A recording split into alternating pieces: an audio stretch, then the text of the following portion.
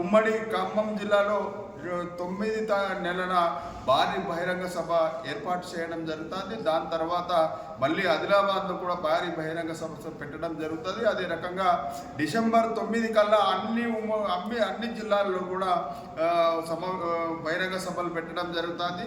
December 9కి భారీ ఎత్తున ఆదివాసీ మొత్తం కదిలి వచ్చే విధంగా తయారు చేసి డిసెంబర్ 9లో మళ్ళీ హైదరాబాద్లో బహిరంగ సభ పెట్టడం జరుగుతుంది. డిసెంబర్ 9 అయిన తర్వాత మళ్ళీ ఒక్కసారి ఖచ్చితంగా ఢిల్లీలో రామ్లీలా మైదాన్లో కూడా మరి ఈ పోరాటం చేయడం జరుగుతుంది. అక్కడ కూడా భారీ బహిరంగ సభ పెట్టడం జరుగుతుందని కూడా ఈ సందర్భంగా నేను తెలియజేయడం జరుగుతుంది. కాబట్టి ఆదివాసీ సంఘాల నాయకులందరినీ కూడా అందరినీ కూడా విజ్ఞప్తి చేయడం జరుగుతుంది. స్వయం బాబురావు నా ఇంటి కోసమో లేకుంటే నా పిల్లల కోసమో నేను పోరాటం చేయడం లేదు. తెల్లం వెంకట్రావు వాళ్ళ కుటుంబం కోసమో లేకుంటే ఇంకా వాళ్ళ పిల్లల కోసమో చేయడం లేదు. స్వయం బాబురావు, తెల్లం వెంకట్రావు జాతి కోసం చేస్తున్నారు. కాబట్టి జాతివాసి సోదరులందరూ కూడా ఏకతాటిగా వచ్చి జేఏసీని ఏర్పాటు చేసి ముందుకు పోవాల్సిందిగా నేను విజ్ఞప్తి చేయడం జరుగుతుంది.